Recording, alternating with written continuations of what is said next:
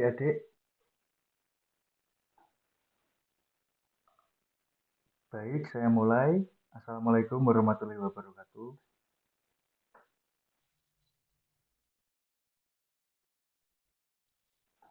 Jadi hari ini kita materinya mengkonstruksi cerita pendek.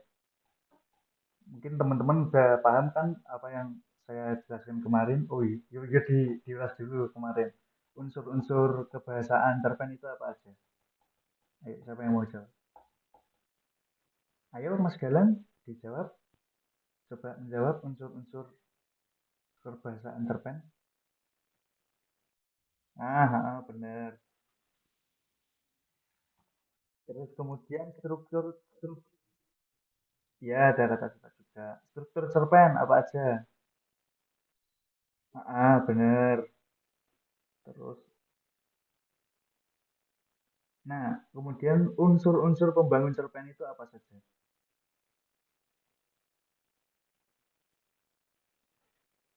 Unsur-unsur pembangun cerpen yaitu ada tema, kemudian ada alur, ada tokoh dan penokohan, kemudian sudut pandang, gaya bahasa. Oh, salah ding, cuma sampai sudut pandang, Pak. Kemudian untuk hari ini kita yaitu mengkonstruksi cerita pendek. Nah, langkah-langkah apa saja yang kita perlukan dalam mengkonstruksi sebuah cerpen atau dalam membuat cerita pendek, yaitu yang pertama menentukan tema atau topik cerpen.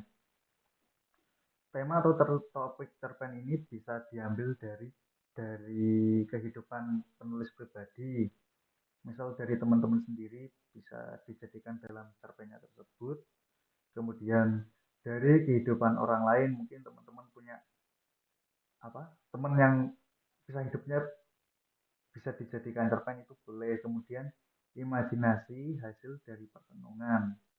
Nah, biasanya rata-rata penulis-penulis itu kebanyakan itu membuat cerpen itu dari imajinasi hasil perenungan. Kayak menentukan idenya itu entah saat dia itu lagi ngopi atau sendirian, itu biasanya muncul seperti itu. Kemudian menyusun kerangka karangan cerita pendek. Yang pertama yaitu menentukan tokoh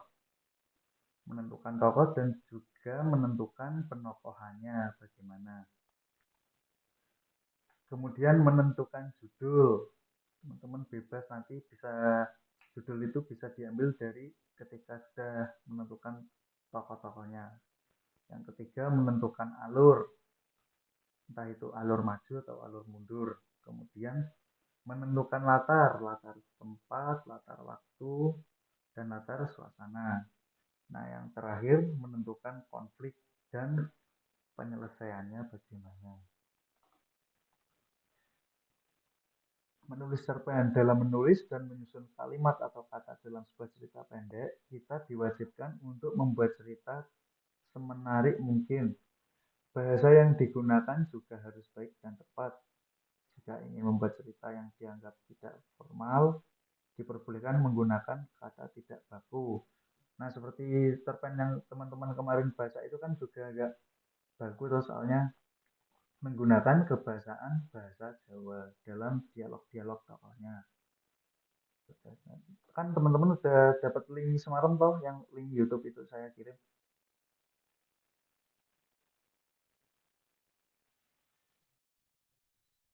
Hmm.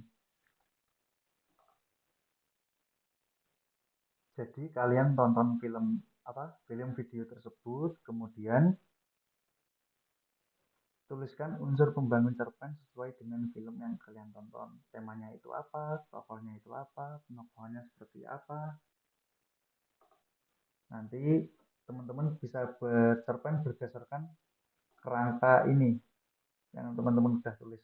Bebas, mungkin tokohnya diganti atau apa, enggak masalah. Seperti itu.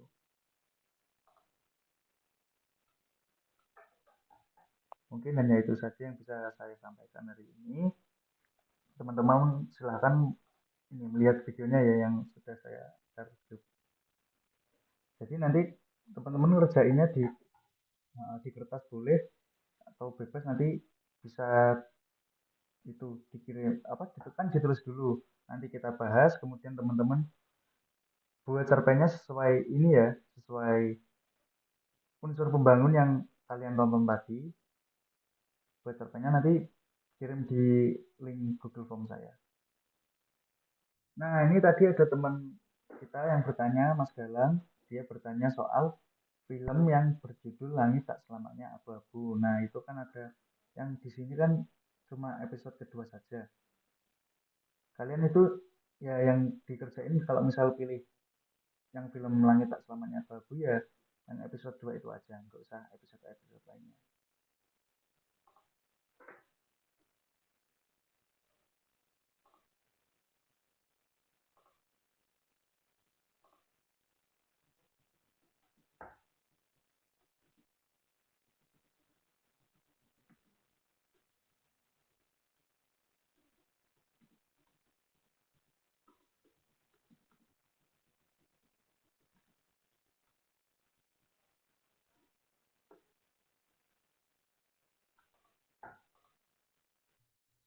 Sudah. Ayo yang lain ada yang sudah ya. Sudah semua ya.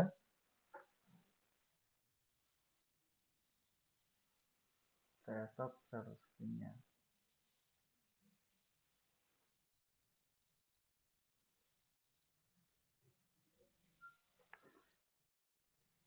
Mungkin salah satu dari teman-teman mau menjelaskan tentang apa yang sudah dikerjakannya tadi, yang sudah selesai barusan.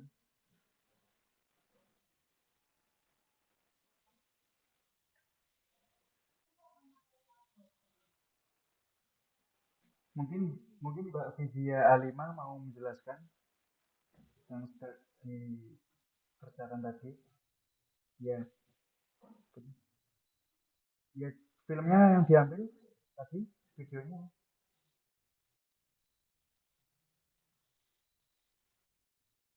yang lain. Ah, ah, ah.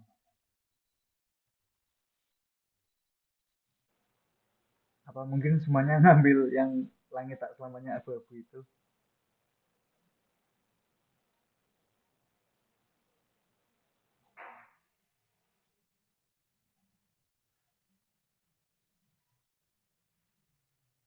Iya coba nggak apa-apa.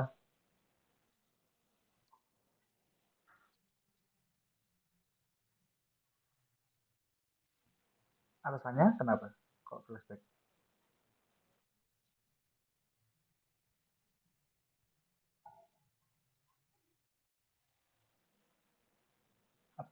Apakah dari ya ya termasuk mungkin nggak terlalu bisa dikatakan nggak terlalu signifikan ya flashbacknya cuma mengucapkan itu tapi nggak apa-apa nggak masalah pendapatnya Mbak Januba cuma ya.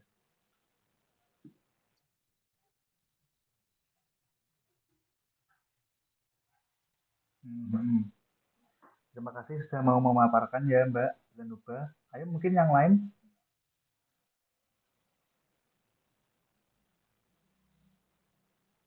galang di lagi kok malah gak aman. Jadi saya akan mengulas kembali tentang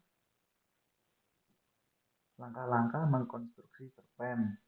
Mungkin teman-teman ada yang masih ingat tadi di awal menentukan tema atau topik cerpen itu dapat diambil dari mana saja. Jadi langkah-langkah menentukan tema atau topik cerpen bisa diambil dari kehidupan penulisnya, kemudian dari kehidupan orang lain, kemudian imajinasi hasil dari perenungan.